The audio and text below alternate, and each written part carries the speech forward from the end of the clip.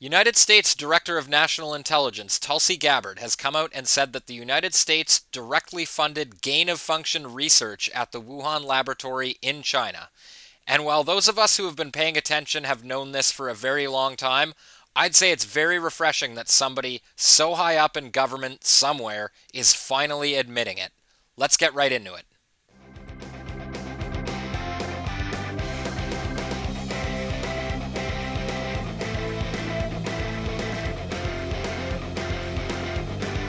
What's up, everybody?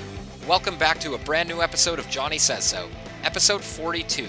And today, I'm taking a much deserved break from covering Canadian politics, and I'm going to be breaking down Tulsi Gabbard's recent appearance on The Megyn Kelly Show, where she drops bombshell after bombshell about the COVID-19 pandemic and how it was funded and created.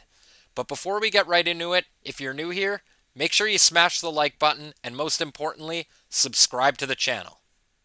Now, although it's been a long time since the end of the COVID-19 pandemic, many of us, myself included, have not forgotten the lies, inconsistencies, and downright gaslighting coming from the media, government officials, public health officials, about everything related to COVID, from the measures that were taken that were quote unquote in our best interest to the origins of the virus themselves.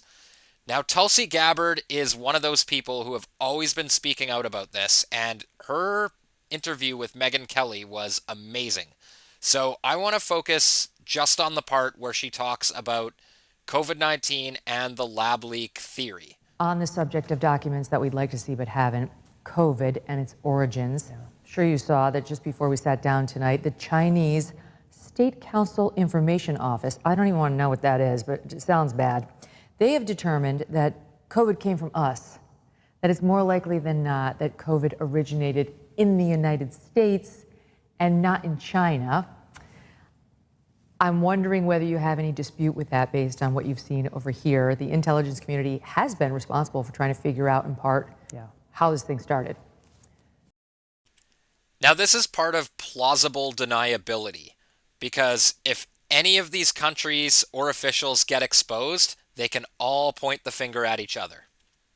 So I created a kind of a special teams group, the Directors Initiative group, that is focused on investigating a number of the president's top priorities and the things that the American people really deserve and want to know the truth about. The origins of COVID-19 is one of them. So they're actively working on that. A lot of the work that's been done is on covid.gov. Have you had a chance to look? Oh, Trump changed it. It's quite great. a transformation of the website. For anybody watching, if you haven't seen it, check it out. It's the annoying website to which YouTube and all social media used to refer people with Fauci talking points, and now it's been completely reversed. So it's a lot of what's been found is already there.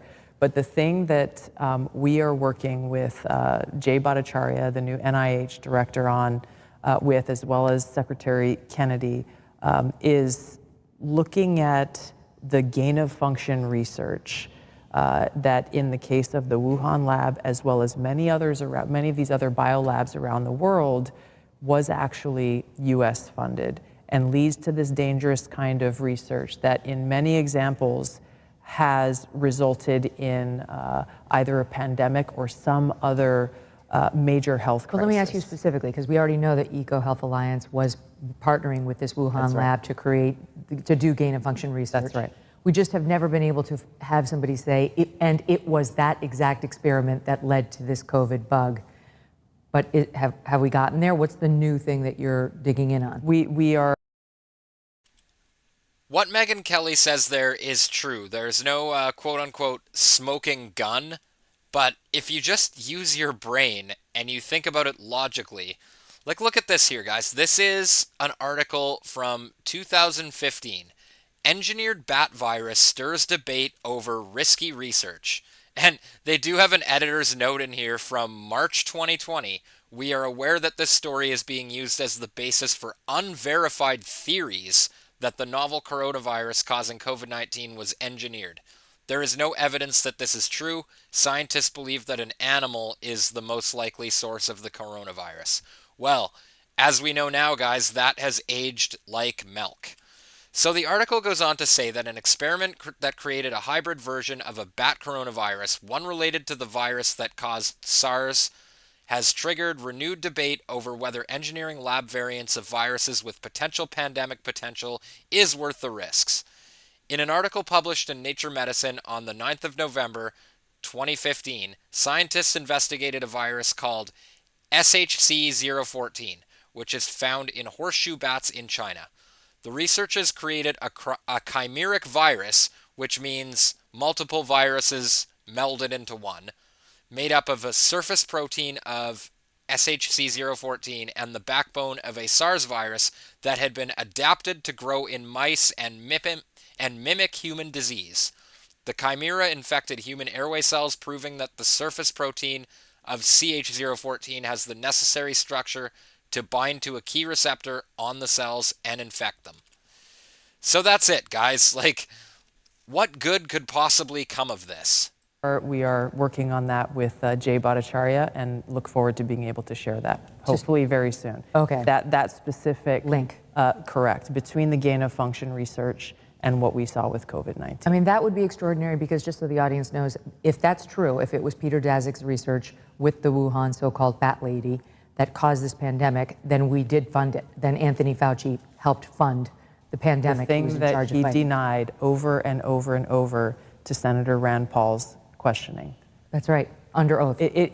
Under oath, exactly. So is it any wonder that he sought a preemptive pardon for anything during a certain period of time by President Biden before he left office? And then strong-armed and smeared people like Dr. Jay Bhattacharya, anybody who came out and said, I don't know if that's natural. This actually smells. And to her point about the pardon, Biden issued the pardon to 2014, just 1 year before this controversy started. Kind of interesting. Acts of lab. And the reason why this is so important is not just what happened in the past, it's because this gain-of-function research is happening in biolabs around the world. I got attacked, and I think you saw this, we've probably talked about it on your show before, when I warned against US-funded biolabs in Ukraine when the Russia-Ukraine war kicked off for this very reason. Who knows what kinds of pathogens are in these labs, and if released, could create another COVID-like pandemic. And for that, I was called a Russian asset. You're, trumpeting Putin's talking points, all of this nonsense, simply for speaking the truth and stating facts that, by the way, are still on U.S. Embassy Ukraine's website today about how the U.S. has funded these biolabs in Ukraine. But my point is, in order to prevent another COVID-like pandemic or another major health incident that could affect us in the world, we have to end this gain-of-function research and provide the evidence that shows exactly why and how it's in our best interest, the American people's best interest, to bring about an end to it. Can I just ask you one other question on that? Why did the intelligence community, why were they so reluctant to just say that? Under Joe Biden, they were split. The FBI eventually said, well, we kind of think it was the lab, and the Department of Energy said lab, but then the other agencies. I think the answer to that is obvious. They were reluctant to speak on it because they were complicit in it. It's easy to just blame China, but if you're guilty of collaborating with them, this is the last thing you want out there. I'd like to remind everybody how it's not just the government itself, but how prevalent tech censorship was in those days. It can't be overstated, guys. This video that you're seeing right now, if I had attempted to release this video between 2020 and 2023, it wouldn't have been allowed. It would have been pulled from YouTube. These were like, no, we think more natural origin, long past the point when it did not look like natural origin. They tested 80 or 90,000 animals. They never found this version of the virus. So what was going on with the intel community there? It's a good question, and I don't have a specific answer to it, but I want to point to the contrast of how in some cases they are very unwilling to come to express a view or a certain opinion on something, and in other cases, even if they don't have decisive or conclusive evidence per se, they're very quickly to come to an assumption. And this gets to the real heart of the challenge here, and the problems that we've seen is the politicization of intelligence to meet a certain objective or to influence a certain policy. And that is what has been the problem. This goes all the way back to why this organization was founded. When you look at the so-called intelligence that really was used to spur the Iraq regime change war. All right, so according to Tulsi Gabbard, we have concrete evidence on the way that this research actually resulted in the COVID-19 pandemic.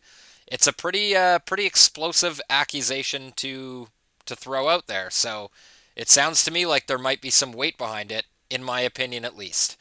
Now, she mentioned Rand Paul there, and I want to take you guys back in time to when Rand Paul confronted Dr. Fauci on this exact issue. Now, this is an oldie but a goodie, so let's take a peek. You continue to support NIH money going to Wuhan. You continue to say you trust the Chinese scientist. You appear to have learned nothing from this pandemic. Will you today finally take some responsibility for funding gain-of-function research in Wuhan? Senator, with all due respect, I disagree with so many of the things that you've said. First of all, gain of function is a very nebulous term. We have spent, not us. See, Dr. Fauci, you can disagree with it all you want, but it doesn't change the facts that he is presenting. But outside bodies, a considerable amount of effort to give a more precise definition to the type of research that is of concern that might lead to a dangerous situation. You are aware of that. That is called P3CO. We're aware that you deleted gain-of-function from the NIH website. Well, I can get back to that in a moment if we have time. But let's get back to the operating framework and guide rails of which we operate under. And you have ignored them. The guidelines are very, very clear that you have to be dealing with a pathogen that clearly is shown and very likely to be highly transmissible in an uncontrollable way in humans and to have a high degree of morbidity and mortality, and that you do experiments to enhance that. Hence the word EPPP, enhanced pathogens of potential. So when EcoHealth Alliance took the virus, SHC014, and combined it with WIV1 and caused a recombinant virus that doesn't exist in nature, and it made mice sicker, mice that had humanized cells, you're saying that that's not gain-of-function research? According to the framework and guidelines. So what you're doing is defining away gain-of-function. No. You're simply saying it doesn't exist because you changed the definition on the NIH website. This is terrible. Exactly. He's trying to say that this isn't gain-of-function research after changing the definition of gain-of-function research.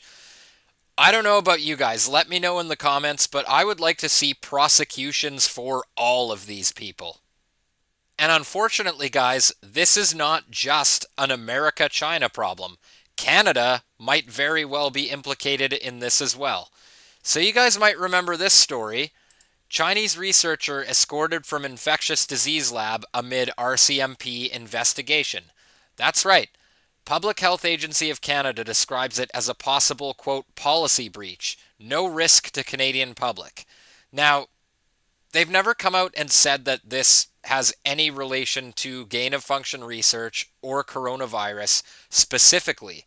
However, the timing of this is quite interesting because this started coming out in the spring and early summer of 2019, just a few months before the first cases of COVID-19 started popping up. And don't expect any sort of pushback from our government either, because the Liberals and the NDP, one of the things they did together as a coalition government was to collaborate to cover it up. Liberals NDP shut down committee probing fired government scientists leaking secrets to China. Because why on earth would we want to know about that? Nothing to see here, right guys? So here's an old clip of Pierre Poilievre taking Trudeau to task over this ridiculous threat to our national security and potential evil plan to manufacture a man-made virus. So check this out, guys. We've just received these documents that Trudeau has been covering up for years. Documents related to a massive security breach at the Trudeau government's most sensitive laboratory, where the most dangerous viruses and pathogens are studied and handled. We have learned that the Trudeau government's head of pathogens was collaborating with members of Beijing's People's Liberation Army who are responsible for bioweapons and bioterrorism. So there you have it. The Canadian government is not going to be investigating our potential involvement in the Wuhan laboratory, and the United States government seems to be going all in on investigating and possibly prosecuting members of the COVID regime. It's very fascinating to watch. Anyways, guys, that's my show for the evening. Let me know what you think down in the comments. Do you think Tulsi Gabbard, RFK, and Jay Bhattacharya are going to be successful in bringing these people to justice and bringing the truth of what happened to the world? And as always, smash that like button, subscribe to the channel, and I'll see you in the next one. Peace.